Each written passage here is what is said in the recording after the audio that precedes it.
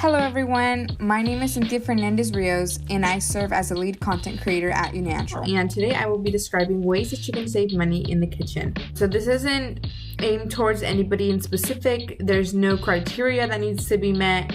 In general, if you want to save money and you want to put these tips to use, then you can save money. Moving on to a next segment, which stores can I save money in? So the first thing that you think about when saving money is probably in groceries, right? The price that you pay for groceries.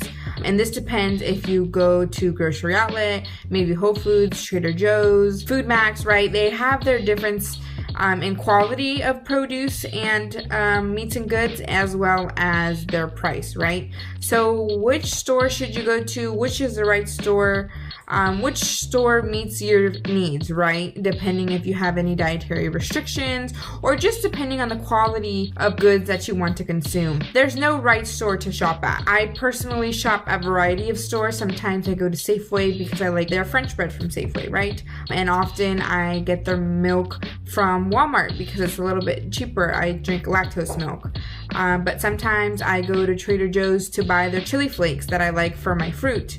Right? So I go to all types of stores, whatever's convenient or whatever's on the way. If I wanted to be smart with my spending, I would strategize. And some tips to strategize is always know what you need, right? Plan out your week. If you're cooking at home, what are you having each meal? How many times are you eating a meal? What are your snacks that you have in between, right? So have a concrete plan of what you're gonna have for the week, or if you're a long-time planner, then for the 2 next upcoming weeks, right?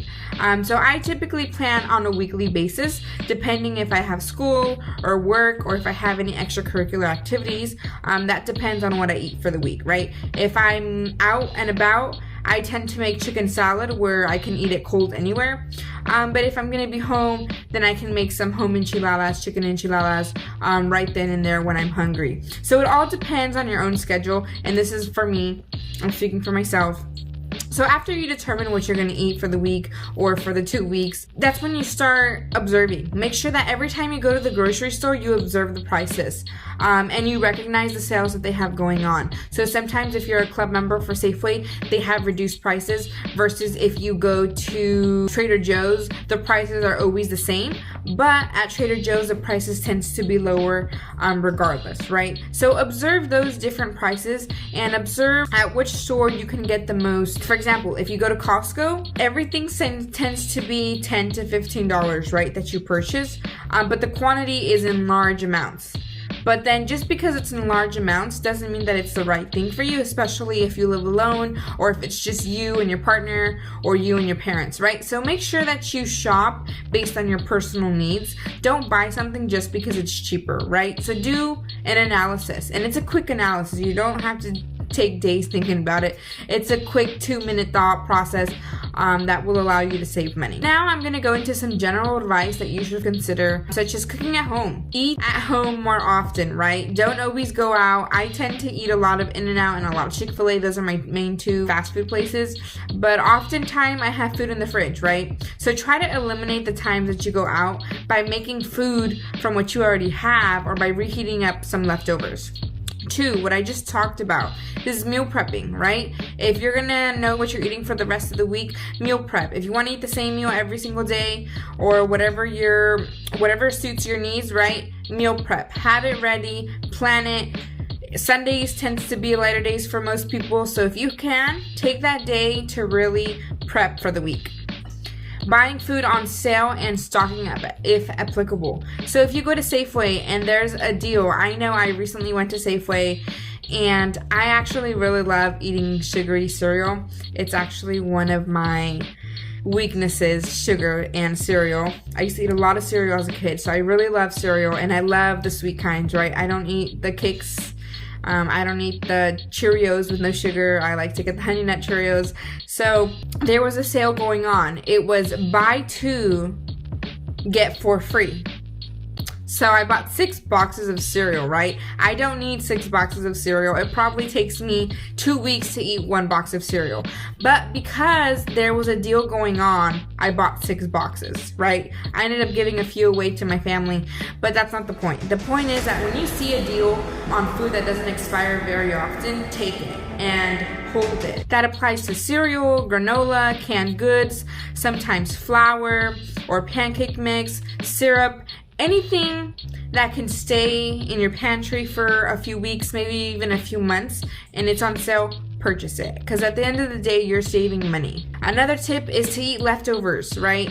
Your food stays good for a few days after you make it or after you buy it. So don't throw them away. Don't be quick to just toss them because you're going to think that you're not going to eat it again. When you're hungry, you might want it again, right? So save your leftovers. Don't disregard them just because it's something that you ate last night. We're all virtual now, so maybe eating at home, taking lunch to work doesn't apply too much. But definitely if you do go out, make sure to take a snack or take a lunch. Avoid that extra $5 little snack that you're buying at the gas station or at the corner, right? So if you're going out for a day, take some snacks, take your lunch, pack it to go, make a sandwich, make some chicken salad, eat something that doesn't need to be reheated. So just plan ahead, right?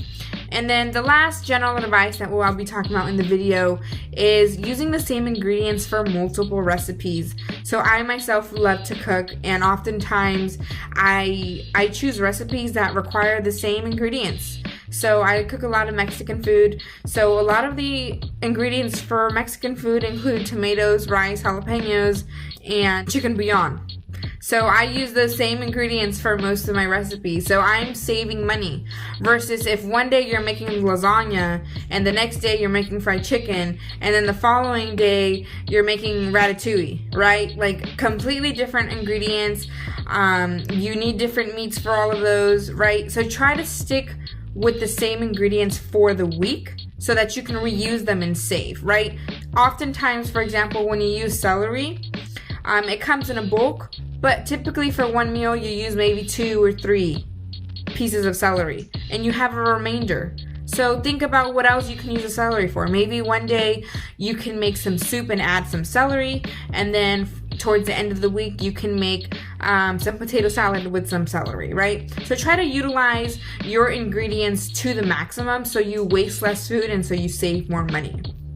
I hope you enjoyed this quick video. Please like this video, subscribe to our channel, share this video, and as always, reach out if you have any questions. Thank you for watching.